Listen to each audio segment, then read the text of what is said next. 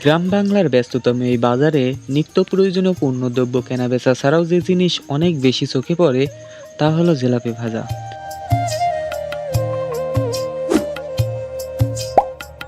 গরম গরম তেলের মধ্যে পাক খেয়ে খেয়ে তৈরি হয় সোনালী রঙের এই জিলাপি।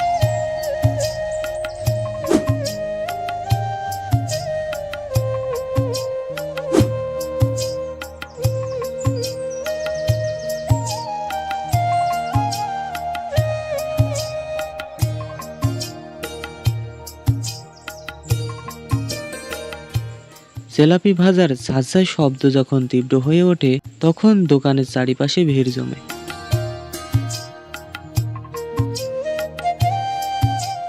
ভাজা শেষ হলে জিলাপি ডুবিয়ে দেওয়া হয় মিষ্টির শিরার মধ্যে, আর সেই মুহূর্তেই ছড়িয়ে পড়ে মিষ্টি গন্ধ, যা টেনে আনে ছোট বড় সবাইকে।